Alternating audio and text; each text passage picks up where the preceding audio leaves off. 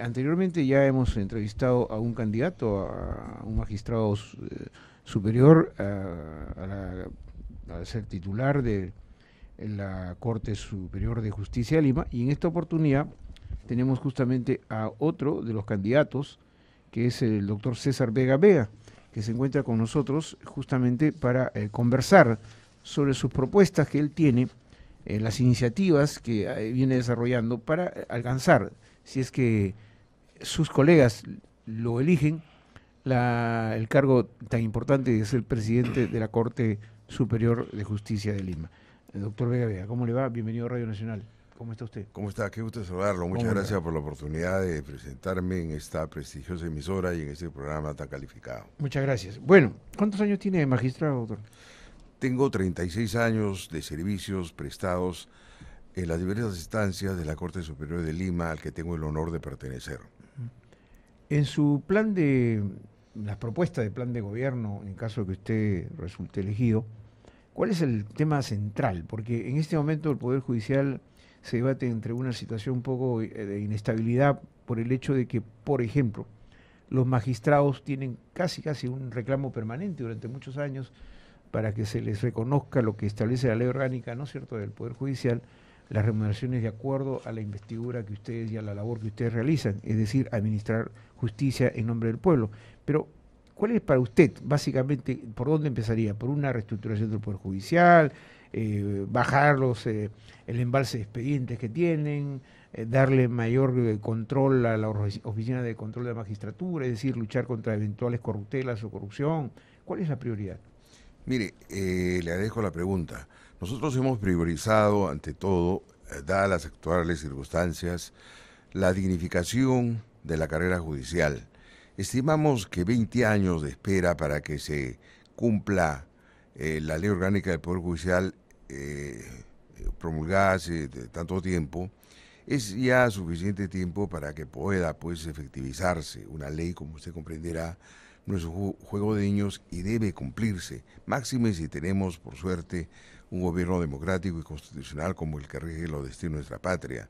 Ahora complementado por dos sentencias muy importantes, una primera emitida por la Corte Superior de Justicia de Lima y una segunda emitida por el Tribunal Constitucional, que es el más alto tribunal en materia constitucional, ¿no? Y que está en ejecución de sentencia y que todo gobierno está en la obligación de acatar, someterse y cumplir los mandatos jurisdiccionales. Nosotros hemos priorizado aquello y desde luego con esa prioridad no somos ajenos al tema del financiamiento de la independencia y la autonomía del Poder Judicial, que es un requisito indispensable para el mantenimiento del orden democrático constitucional de nuestra patria. Nosotros también hemos priorizado la lucha contra la corrupción, que contemporáneamente es un peligro para la estabilidad democrática de nuestra patria. También estamos siempre conscientes del problema de la celeridad judicial, porque estimamos que no hay ningún otro problema más álgido para el ciudadano común y corriente y para los justiciables que el que se resuelvan sus temas dentro de plazos oportunos, dentro de plazos razonables. Somos conscientes también de la necesidad de darle transparencia a nuestros actos. Hay organismos que supervigilan diariamente nuestras funciones jurisdiccionales, ¿no? Y sancionan con toda severidad. Siempre nos detenemos en los escándalos, en las cosas negativas del Poder Judicial, pero evidentemente también hay cosas muy Claro. positivas, ¿no? Doctor, permítame interrumpirlo. Casi siempre los ciudadanos, cuando se refieren al Poder Judicial, sus comentarios no son muy positivos, que digamos, ¿no es cierto? Pero permítame simplemente acotar. Y muchas veces se ha dicho que la justicia, cuando no es oportuna, ¿no? O cuando no sanciona con drasticidad, por ejemplo, en los casos penales, y libera a los delincuentes rápidamente, se genera un estado de frustración colectiva en la sociedad, donde se piensa que los jueces son casi, digamos, no están compenetrados con las necesidades de justicia, porque la justicia en nuestro país muchas veces se dice va de la mano también, no solo con la democracia, sino también con los derechos fundamentales de los ciudadanos. En ese sentido, ¿Qué cosa pasa? ¿Qué ocurre en el Poder Judicial cuando no se sanciona drásticamente o se libera gente que está seriamente demostrado que han cometido delitos y no se les sanciona, En generando un principio, círculo vicioso de esto? claro, en principio es de necesidad elemental hacer que los plazos de solución de problemas sometidos a la jurisdiccionalidad de los jueces se puedan efectivizar dentro de términos prudentes, dentro de términos racionales, dentro de términos que puedan comprenderse por la opinión pública, porque evidentemente el justiciable lo que desea es la solución de su problema y la solución inmediata. Hay que recordar el viejo adagio que dice justicia que tarda no es justicia. Somos totalmente conscientes. Hay una serie de impedimentos que hacen no posible la concreción de este objetivo, no que hay que superarlo evidentemente. Y sobre nosotros como jueces enmarcamos nuestra actividad estrictamente dentro de un marco legal. A veces somos incomprendidos porque somos conscientes de que nuestra labor y nuestras decisiones son absolutamente controvertidas. No todos tienen el derecho a analizarla y no todos están de acuerdo con ellas, pero los jueces estamos ante todo y sobre todo en la obligación de cumplir lo que el mandato legal establece, guste o no guste. Lo que pasa es que dentro de la libertad de prensa, que yo la respeto totalmente en el Perú y que es una característica del Estado democrático, comúnmente nos detenemos más bien en lo negativo, más bien en lo escandaloso, nunca en lo positivo, nunca en aquello que también existe en el Poder Judicial, ¿no? Y entonces satanizamos aquello que no es de nuestra simpatía y creamos opinión respecto a aquello con lo cual estamos en contra, ¿no? Pero nosotros actuamos estrictamente dentro del marco de la ley y el juez que no lo hace está sometido y está siempre supervigilado por la Oficina de Control Interno de la Magistratura, que es un organismo que existe. Cuando yo ingresé al Poder Judicial hace 36 años no existía, ahora sí existe, y permanentemente sanciona inconductas funcionales. Yo debo recordar que permanentemente se emiten sanciones de suspensión, de destitución, de descuento de sueldos, de llamada de atención. No, hace muy poco había un señor magistrado de la Corte Suprema de la República, y al hablar de un magistrado supremo estamos hablando de la más alta instancia en administración de justicia en nuestra patria, que pagó con su libertad el error en que cometió. Y como tal existen también funcionarios de menor jerarquía que están sometidos a la sanción por la inconducta probada en que incurrieron. De manera que no es fácil para el juez incurrir en conductas o no aplicación de lo que la ley establece en su expresión auténtica, porque las sanciones son muy duras, y las sanciones no solamente pues abarcan a la persona del juez, sino también a su familia, a su círculo social, y evidentemente son un descrédito. Los hay. Nosotros somos conscientes que pertenecemos a una institución que sustenta la democracia del Perú, conjuntamente con el Poder Legislativo y Ejecutivo, en la cual somos humanos de carne y hueso y por ende susceptibles de tener virtudes y también tener errores, pero los errores cuando se incurren son sancionados muy severamente por el órgano de control interno de la magistratura, que está permanentemente al pie de las decisiones jurisdiccionales que nosotros tomamos en el desempeño de nuestra función. Doctor Vega, pero cuando esos errores se convierten en delitos, no conocemos de casos de jueces presos justamente por actos de corrupción dentro de la Administración de Justicia. Sí. De ahí, disculpe, para terminar solamente, de ahí la percepción que tiene mucha gente de, digamos, un Poder Judicial que no le da las garantías del caso para un proceso justo, ¿no? Claro, es comprensible porque mire, cuando se produce la inconducta, no hay conjuntamente ya todo un aparato de escándalo en el cual alguna prensa se detiene. Y cuando se sanciona ese hecho, simplemente no es publicado y no se sabe, y se tiene la sensación de que pues queda en la impunidad. Eso no es tal.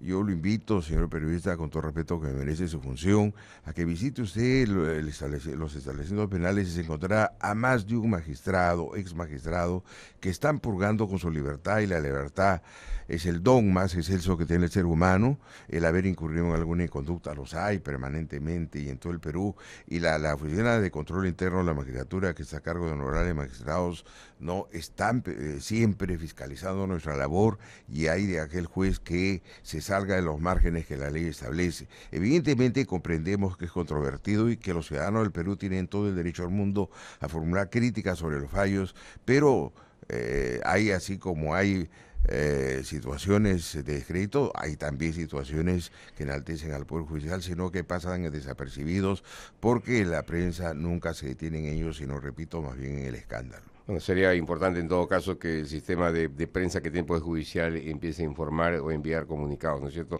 a los medios de comunicación para estar al tanto de esto, ¿no? Claro ahora, ¿qué sensación tiene usted como magistrado con la larga trayectoria que tiene de ver que en algunos casos cuando hay, digamos, hay juicios que terminan, que se ejecutan y finalmente hay, digamos, pedidos al Tribunal Constitucional que resuelve a reabrirlos nuevamente y terminan dando un fallo contradictorio al que ya se ejecutó durante todo un proceso en el Poder Judicial?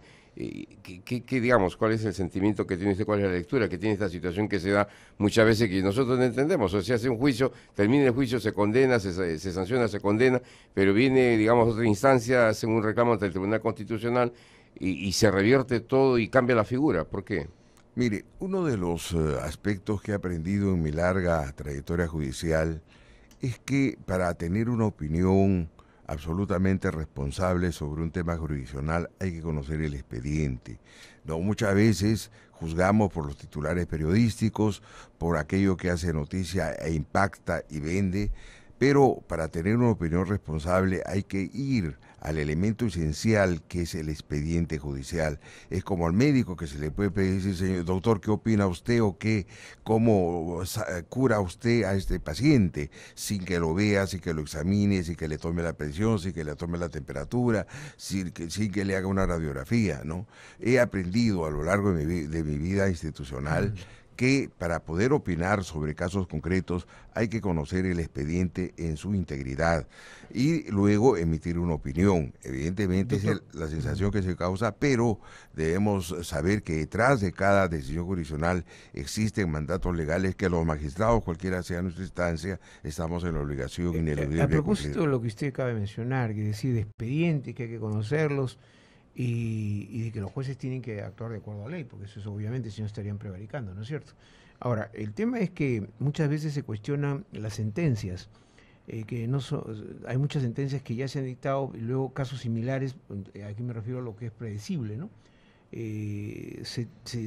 Casos similares se sentencian de otra manera, con otra proporcionalidad, se aplican, por ejemplo, a un reo determinado sobre un determinado delito parecido al otro, le aplican 20 años y a otro 35, entonces uno se pregunta, ¿no hay esta política de predictibilidad, digamos, en el manejo de la jurisprudencia, por ejemplo? Evidentemente es un objetivo que demandamos todos y que debe ser alcanzado para que la justicia tenga auténtica garantía en el cumplimiento de sus fallos, la predictibilidad, ¿no? Pero debo también decirle, con la experiencia modesta que tengo, que no hay casos semejantes como dos gotas de agua. Uno difiere del otro y evidentemente podrá tener caracteres parecidos, pero no son pues idénticamente iguales. De modo que por eso el mejor modo de opinar con responsabilidad, y nosotros los magistrados tenemos que ser muy cuidadosos de aquello, es estudiando y remitiéndonos al único elemento que nos da posibilidad de poder opinar, repito, con responsabilidad, como es el expediente judicial. ¿Cómo deben actuar los abogados que son, digamos, que litigan, ¿no? Los abogados que atienden justiciables, que atienden los procesos, porque muchas veces he dicho que los abogados también forman parte de una cadena, no todos, obviamente, pero que algunos abogados estarían incumpliendo con sus normas éticas y violentando los códigos y violentando situaciones, llevando a la corruptela al Poder Judicial. ¿Esto es cierto? ¿Es algo? Mire, evidentemente, claro, evidentemente hay de todo, como usted lo ha reconocido, como en cualquier profesión, ¿no? En el periodismo también lo hay. Pero en lo común y en lo general, a mí los señores abogados me merecen todo mi respeto y mi consideración. Yo mismo, antes de ser magistrado, he sido abogado en ejercicio. De ahí que estimo que la función del presidente de Corte es una función didáctica, es una función en la que hay que educar con el ejemplo. Por esa razón, en lo personal, atiendo desde las 6 de la mañana a todo aquel que necesite hablar con el presidente, bueno, porque además los dramas judiciales lo son, ¿no? Y hay que ver en su verdadera naturaleza humana. Básicamente lo que está en cárcel, ¿no? Por cierto que ¿No es sí, cierto? por Sí, cierto claro, que sí, hay que para resolver, para para que no quien tengamos lo afronta es un 60 o drama. casi 70% de procesados, pero no condenados ni sentenciados. Ese es el tema, ¿no? Ahora, ¿usted de qué lugar es, doctor? Yo soy de Ayacucho, de la provincia Sí. de Huanta, la Esmeralda de los Andes, como la llamó Raimundi, vivo profundamente orgulloso de serlo y de tener un origen andino, un Muy origen bien. muy modesto y provincial. Como nosotros siempre mantenemos el equilibrio, así como el anterior, ¿no es cierto?, postulante a la presidencia, lo despedimos con mucho cariño y además nosotros acá ya hemos instituido, ¿no es cierto?, nuestros caramelitos Perita Anticorrupción, que acá a nuestros invitados le damos para que a la hora que usted pruebe ese caramelo, querido magistrado, usted sepa que todos estamos en la lucha contra la corrupción. Muy bien, ¿No es cierto? muy bien, A muchas recordar que saboreando un caramelito, usted ese es el momento, porque el día de ayer, queridos amigos, y esto lo venimos hace más de 2 semanas, la vicepresidenta de la República encargada del despacho presidencial, al clausurar ayer la conferencia internacional anticorrupción promovida por la Contraloría, dijo que a cada uno de los asistentes les iban a entregar una semilla.